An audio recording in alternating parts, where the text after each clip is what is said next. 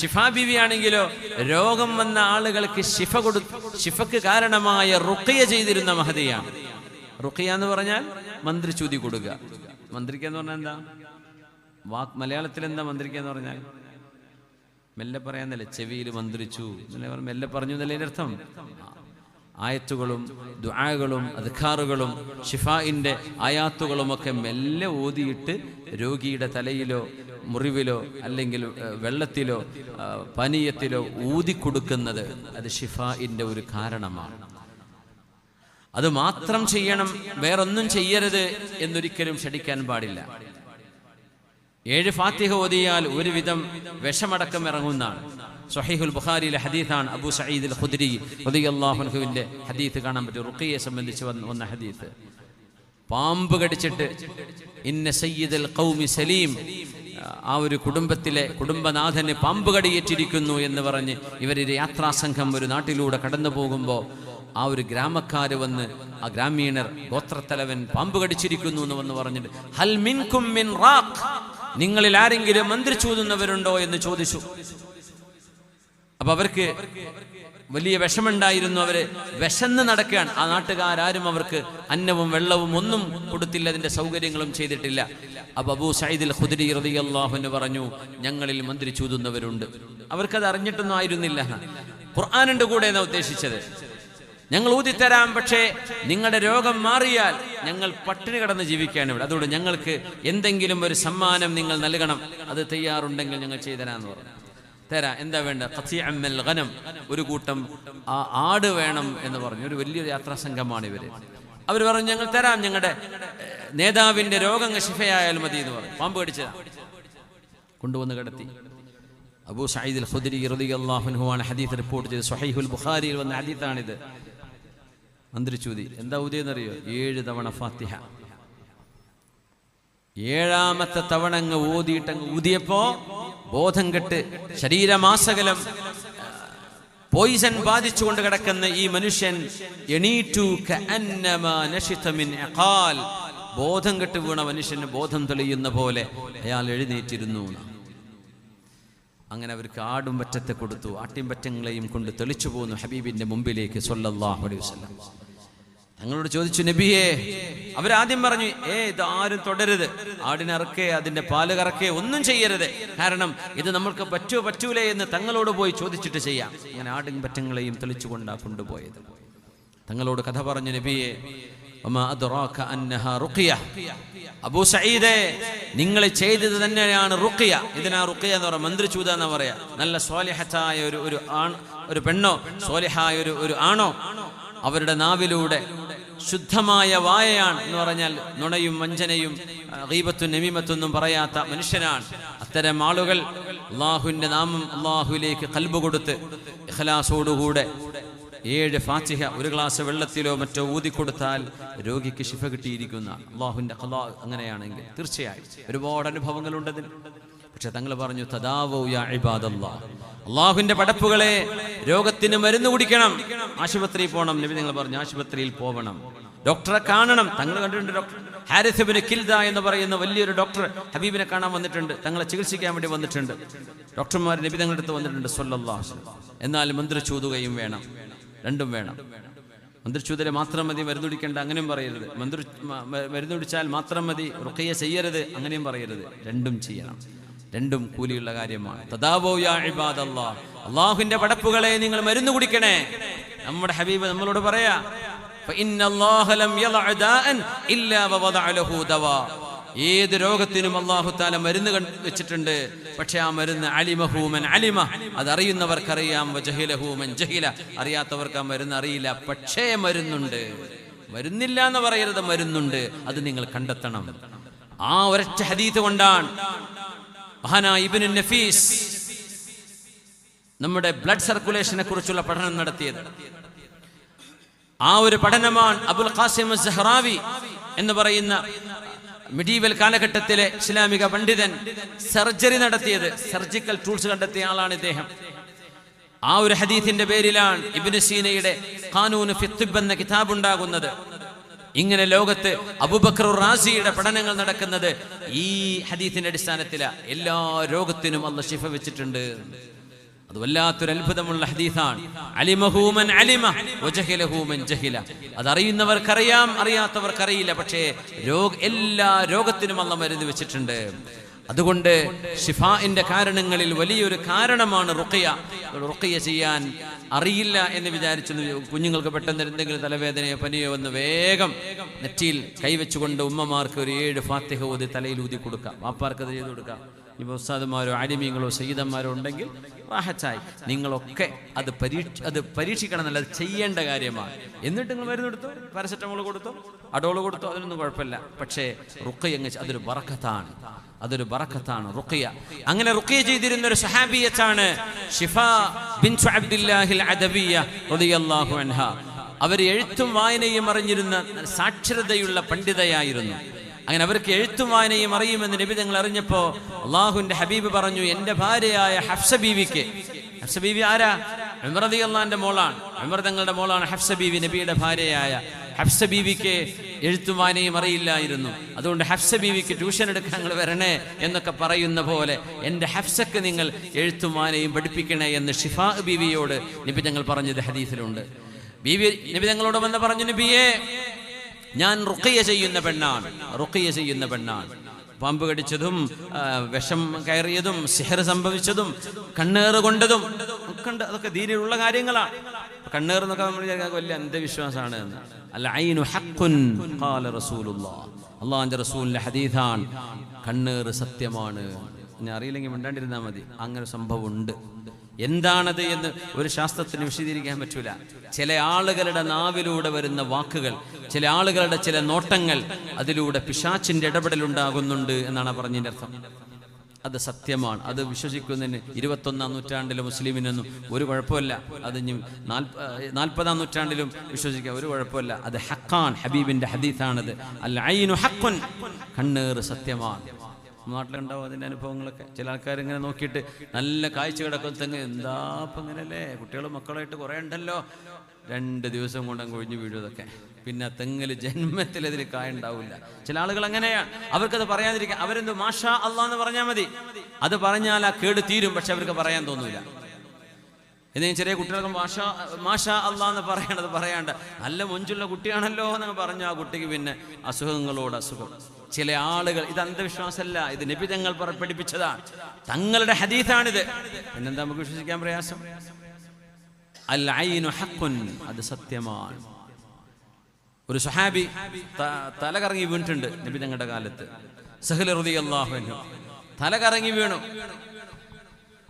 ഒരു കുളം ഉണ്ടായിരുന്ന മദീനത്ത്, അത് കുളിക്കാൻ വേണ്ടി ഇറങ്ങിയത്. മുപ്പര് കുപ്പായ കഴിച്ചപ്പോൾ നല്ല ഭംഗിയുള്ള മനുഷ്യനായിരുന്നു, നല്ല തൊലി നിറമുള്ള ആളാ. ആരോ ഒരു കണ്ണൻ അവിടെ ഉണ്ടായിരുന്നു. ഇവരങ്ങ് തലകറങ്ങി വീണു. അങ്ങനെ സ്വഹാബികൾ ഇവരെ നബി തങ്ങളുടെ അടുത്ത് കൊണ്ടുപോയി കിടത്തി. നബി തങ്ങൾ ചോദിച്ചു, എന്താ സംഭവിച്ചത്? പറഞ്ഞു, നബിയെ കുളിക്കാൻ വേണ്ടി നല്ല റാഹത്തിൽ ഇറങ്ങിയതാ, പിന്നെ വീണടക്കണതാ കണ്ടത്. തങ്ങളിങ്ങനെ ചോദിച്ചു, ആരെങ്കിലും അവിടെ ഉണ്ടായിരുന്നോ, എന്തെങ്കിലും പറഞ്ഞിരുന്നോ?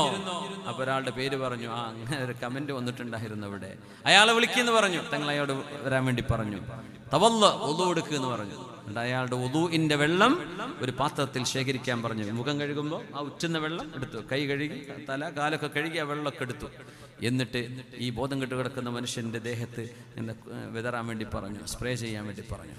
അയാളെ കഴിക്കുന്നു. തങ്ങൾ പറഞ്ഞു, നിങ്ങളുടെ ഒരു സഹോദരൻ അല്ലാഹു ഒരു നിഅമത്ത് ചെയ്താൽ ഫബർരികൂ ബാറക്കല്ലാഹ് എന്ന് പറയണം. നമ്മളെക്കാളും ആരോഗ്യവും ഭംഗിയും ചൊറുക്കൊക്കെ ഉണ്ടെങ്കിലേ ബാറക്കല്ലാഹ്, അല്ലാഹു ബർക്കത്ത് ചെയ്യട്ടെ എന്നാ പറയാ. ചൊറുക്ക് എന്നല്ല പറയാ, കണ്ണേറായി പോകും. ബാറക്കല്ലാഹ്, അല്ലാഹു ബർക്കത്ത് ചെയ്യട്ടെ. നമ്മളെക്കാളും അനുഗ്രഹമുള്ള ആളുകളെ കാണുമ്പോൾ ബാറക്കല്ലാഹ്, അല്ലാഹു ബർക്കത്ത് ചെയ്യട്ടെ. നല്ല ഭംഗിയുള്ള പുതിയാപ്പിളയും പുതിയ എണ്ണുമാണ്, അവർ നല്ല ചേർച്ചയുള്ള ഭാര്യയും ഭർത്താവും അല്ലേ, ബാറക്കല്ലാഹ്, അല്ലാഹു ബർക്കത്ത് ചെയ്തു കൊടുക്കട്ടെ. അങ്ങനെ പറയാ, എന്നല്ലാതെ കണ്ണു കുളിച്ചു പോരരുത്. സിഹർ അതുപോലെയുള്ള മാരണങ്ങൾ എന്ന് പറയേണ്ടതില്ല. ലോകാടിസ്ഥാനത്തിൽ തന്നെ ഈ ഒരു ദുൽമ് വർദ്ധിച്ചുകൊണ്ടിരിക്കുന്ന കാലമാണ്. ഞാൻ അഭിപ്രായപ്പെടല്ലോ, ഇത് നമ്മളെ നാട്ടിലൊക്കെ വേദ പറയുന്ന എല്ലാ ഉസ്താദുമാരും വരെ അവസാനം 5 മിനിറ്റെങ്കിലും ഈ സിഹറിന്റെ ഉപദ്രവത്തെക്കുറിച്ച് പറഞ്ഞു കൊടുക്കണം. ഒന്നുമല്ല, ഇസ്ലാം എന്ന് പുറത്തു പോകുന്നത് ചെയ്യുന്ന ആളുകൾ, അത് കൊള്ളുന്ന ആളുകൾ, അവർക്ക് അല്ലാഹു വലിയ കൂലി കൊടുക്കും. കാരണം അവര് മുതദർറിറാണ്, വിഷമം അനുഭവിക്കുന്ന ആളാണ്, മദ്ലൂമ, ദുൽമു ചെയ്യപ്പെട്ട ആളാണ്. സിഹർ ചെയ്യുന്ന ആളോ ളാലിമാണ്, അക്രമിയാണ്. വൻപാപങ്ങളിൽപ്പെട്ട വൻപാപമെന്ന് റസൂലുള്ളാഹി തങ്ങൾ പറഞ്ഞ കുറ്റമാണ് മാരണം. എന്തേ മാരണം എന്ന് പറഞ്ഞറിയോ? പിശാചിന്റെ സേവ ചെയ്യുന്ന മനുഷ്യനോട് പോയിട്ടേ ഇന്നാലിന്ന മനുഷ്യന് ഉപദ്രവം ചെയ്യണം, പേരുമ്മാന്റെ പേരും നാടും പറഞ്ഞു കൊടുക്കും. ആ മനുഷ്യന് ഉപദ്രവം സംഭവിക്കുന്നുണ്ട്.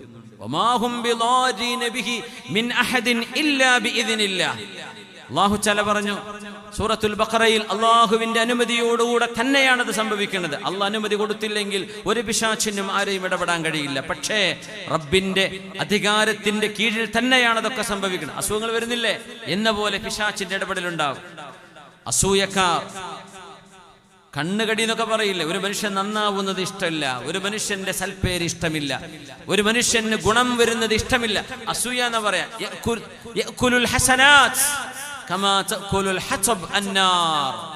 തീ വിറക് തിന്നുന്ന പോലെ നിങ്ങളുടെ നന്മകൾ മുഴുവനും നിങ്ങളുടെ അസൂയ കൊണ്ട് ചോർന്നു പോകുമെന്ന് മഹാനായ റസൂലുള്ളാഹി സ്വല്ലല്ലാഹു അലൈഹി വസല്ലം. പെണ്ണുങ്ങളെ, സഹോദരിമാരെ വല്ലാതെ ശ്രദ്ധിച്ചോളൂ. പിശാചാണ് ഈ ചെയ്യുന്നത്. അള്ളാഹുവിനെ മാറ്റി നിർത്തി പിശാചിന്റെ സഹായം തേടുന്ന പരിപാടിയാണ് സിഹിർ എന്ന് പറഞ്ഞാൽ. അള്ളാഹുവേതര ദൈവങ്ങൾ ആരാധിക്കുന്ന ആൾക്കാർ നമ്മുടെ നാട്ടിൽ ഇഷ്ടം പോലെ ഉണ്ട്. സിഹിർ ചെയ്യുന്നവരുണ്ട്, ഉപദ്രവിക്കുന്നവരുണ്ട്, ഉപദ്രവിക്കാത്തവരുണ്ട്. പക്ഷെ ഉപദ്രവിക്കുന്ന പണി ചെയ്യുന്ന ആളുകൾ, അത്തരം ആരാധനകളിൽ പർദ്ദക്കെട്ട അന്തസ്സിൽ പോയി ലൈന് നിൽക്കുന്നത് എത്രയോ ആളുകൾ എനിക്ക് കാണിച്ചു തന്നിട്ടുണ്ട്. സുബ്ഹാനല്ലാഹ്, പച്ച സിഹിർ ചെയ്യാനാ പോയിരിക്കുന്നത്. പള്ളിൻ്റെ മുമ്പിലല്ലത്. എന്തിന്? ഉപദ്രവിക്കുക. അയൽപക്കത്തെ കുട്ടികൾ ഗൾഫിലാ, ഒരു തല കുത്തി കണ്ട് തിരിച്ചു വരണം. ഈ മനുഷ്യൻ ആരോഗ്യത്തിൽ നടക്കുകയാണ്, അവനവിടെ കിടക്കണം. ഇവിടെ കച്ചവടം തുടങ്ങി, കച്ചവടക്കാർക്ക് സിഹിർ ചെയ്യും. എന്തൊരു ലോകത്ത് ഇത് വർദ്ധിച്ചുകൊണ്ടിരിക്കുകയാണ്. നമ്മൾ പറയും ബംഗാളികളാണ് ചെയ്തിരുന്നത്. ഗൾഫിലൊക്കെ ബംഗാളികളെ വലിയ പേടിയാണ്, ഇത് ചെയ്യുന്ന കോഴിമുട്ടം എഴുതി കൊണ്ടുവന്നാ പറയാ. അവരെടുത്ത് പോയി കച്ചവടം ചെയ്ത് അവർ ഓടിക്കും. എന്തേ? മാരണം ചെയ്യും. ഉറങ്ങാൻ പറ്റൂല. പിന്നെ പാമ്പും തേളൊക്കെ കാണാം, ഉറക്കത്ത് ഞെട്ടി ഉണരും, എഴുന്നേറ്റ് ഓടും. കച്ചവട സ്ഥാപനത്തിലേക്ക് പോകാൻ തോന്നൂല. ചെയ്യുന്ന മുഴുവൻ പേപ്പർ വർക്കും ഫെയിലാവും. ഒരു ഇൻസ്പെക്ഷൻ വന്ന ഫൈന്, തൊട്ടതിന് മുഴുവനും കുറ്റങ്ങൾ. ഒരു കാര്യം ശരിയാവില്ല, കാരണം മനസ്സിലാവില്ല. അപ്പോഴറിയാൻ മാരണ പരിപാടി സിഹിർ ചെയ്തിട്ടുണ്ട്. അത് ചെയ്യുന്ന പല അറബ് രാജ്യക്കാരുണ്ട്. ഈസ്റ്റ് ആഫ്രിക്കൻ രാജ്യങ്ങൾ, ഈസ്റ്റ് ആഫ്രിക്കൻ അറബ് രാജ്യങ്ങൾ ഈ പണി നല്ലോണം ചെയ്യുന്നൊരു നാട്ടുകാരാണ്. നമ്മുടെ രാജ്യക്കാരുണ്ട്, മലേഷ്യയിലുണ്ട്, ഇന്തോനേഷ്യ പറയും വേണ്ട. സിഹിറിന്റെ കൂടാരങ്ങളുണ്ട് അവിടെ, മാരണങ്ങൾ ചെയ്യാൻ. നമ്മുടെ നാട്ടിലുണ്ട് ഈ പരിപാടി. ഇസ്ലാം എന്ന് പുറത്തു പോകും, ദീനിന്ന് പുറത്തു പോകും. പിന്നെ പള്ളിക്കാട്ടിലെല്ലാം ഞങ്ങളെ കൊണ്ടുപോയി മറവ് ചെയ്യാം. ഇസ്ലാം എന്ന് പുറത്തു പോകുന്ന പണിയാണത്. നിങ്ങൾ ഹജ്ജ് ചെയ്തിട്ടും കാര്യമില്ല, ഉംറ ചെയ്തിട്ടും കാര്യമില്ല, നിസ്കാരത്തായമ്പുണ്ടായിട്ടും കാര്യമില്ല, കയ്യിൽ തസ്ബീഹ് പിടിച്ചിട്ടും കാര്യമില്ല. സിഹർ ചെയ്യാൻ നിങ്ങൾ സഹായിക്കുന്നുണ്ടോ? മാരണം ചെയ്യാൻ നിങ്ങൾ ആരുടെയെങ്കിലും അടുത്ത് പോകുന്നുണ്ടോ? ആരെങ്കിലും ഉപദ്രവിക്കുന്ന പണി നിങ്ങൾ ചെയ്യുന്നുണ്ടോ? അള്ളാഹുവിനോട് തൗബ ചെയ്ത് മടങ്ങിക്കൊള്ളുക. റൂഹ് പിടിച്ചു കഴിഞ്ഞാൽ തൗബ ചെയ്യാൻ കഴിയില്ല. അള്ളാഹു ഇത് അറിയാത്തത് കൊണ്ടല്ല. നിങ്ങൾ വിചാരിക്കുന്നുണ്ടോ അല്ലാഹു ഗാഫിലുൻ അമ്മാ യഅമലൂൻ, നിങ്ങൾ ചെയ്യുന്ന പണി അല്ലാഹു അറിയുന്നില്ല എന്ന് വിചാരിക്കുന്നുണ്ടോ? ഇന്നമാ യുഅഖിറുഹും ലിയൗമിൻ തശ്ഖസു ഫീഹിൽ ഖുലൂബു വൽ അബ്സാർ, കണ്ണും കരളും ഹൃദയവും പേടിച്ചു പോകുന്ന ഒരു നാളിലേക്ക് അവരെ അള്ളാഹു നീട്ടിക്കൊണ്ടുപോവുകയാണ്. അള്ളാഹ് അറിയാത്തത് കൊണ്ടല്ല. ഈ പച്ച പാവങ്ങളെ അള്ളാഹു ചെയ്ത അനുഗ്രഹങ്ങൾ നശിച്ചു കാണണമെന്ന് വിചാരിച്ച് അസൂയ കൊണ്ട് നിങ്ങൾ ചെയ്യുന്ന ഈ പരിപാടി, അള്ളാഹുവിനെ സൂക്ഷിച്ചോളൂ. ഹറാമിന്റെ ഹറാമാണ്, വെറും ഹറാമല്ല, അക്ബറുൽ കബായിർ, വൻപാപങ്ങളുടെക്കാളും വലിയ വൻപാപമാണ്. അള്ളാഹു കാത്തുരക്ഷിക്കട്ടെ. സിഹറിന്റെ ഷർറിൽ അള്ളാഹു കാത്തുരക്ഷിക്കട്ടെ. സാഹിര്യങ്ങൾ റബ്ബ് നമ്മളെ കാത്തുരക്ഷിക്കട്ടെ. സൂറത്തുൽ ബഖറ നന്നായിട്ട് ഓതിക്കോളി, ആയത്തുൽ കുർസി ഓതിക്കോളി, ഖുൽ ഹുവല്ലാഹു അഹദും ഖുൽ അഊദു ബിറബ്ബിൽ ഫലക്കും ഖുൽ അഊദു ബിറബ്ബിൻ നാസും ധാരാളം ഓതിക്കോളൂ. നമ്മുടെ വീടുകൾക്ക് കിട്ടേണ്ട പ്രൊട്ടക്ഷൻ അതാണ്. പിന്നെ അദ്കാറുകൾ, നബി തങ്ങൾ പഠിപ്പിച്ചു തന്ന അദ്കാറുകളുണ്ട്. അദ്കാറു സ്വബാഹി വൽ മസാ, രാവിലെയും വൈകുന്നേരവും ചൊല്ലേണ്ട ചില ദിക്റുകളുണ്ട്. അതൊക്കെ നമ്മൾ പതിവാക്കി കഴിഞ്ഞാൽ പ്രൊട്ടക്ഷൻ ആയിരിക്കും. പിന്നെ അത് ബൂമറാങ്, എറിഞ്ഞാങ്ങോട്ട് തിരിച്ചു വരും, അവരുടെ ദേഹത്ത് തട്ടില്ല. സിഹർ കൊള്ളാത്ത ആളുകളുണ്ട്, എത്ര ചെയ്താലും കൊള്ളൂല. സാഹിര്യങ്ങൾ പലതും മാറ്റി മാറ്റി ചെയ്യും, കൊള്ളൂല. എന്തേ? അള്ളാഹുവിന്റെ മലക്കുകളുടെ പ്രൊട്ടക്ഷൻ ഉണ്ടായിരിക്കും. അങ്ങനെയാണ് കുറെ നല്ല മനുഷ്യന്മാർ കഴിച്ചിലായി പോകുന്നത്. അല്ലാത്തൊരു വീണുപോകും. ഖുർആൻ എടുത്ത് നോക്കാത്ത ആളുകളാണ്, ഓതാത്ത ആളുകളാണ്. ഏതെങ്കിലും ഒരുത്തിന് അസൂയ തോന്നിയാൽ മതി. നമ്മൾ എവിടെ നിന്ന് അതൊക്കെ വരെ എന്ന് പറയാൻ പറ്റൂല. അള്ളാഹു തആല കാത്തുരക്ഷിക്കട്ടെ. അതുകൊണ്ട് ആണുങ്ങളെ പെണ്ണുങ്ങളോട് പറയാൻ കാരണം അവർ വല്ലാതെ ആക്ഷിഫത്തുള്ള ആൾക്കാരാണ് എന്ന് പറഞ്ഞാൽ പെട്ടെന്ന് വൈകാരികമായി പ്രതികരിക്കുന്ന ആൾക്കാരാണ്.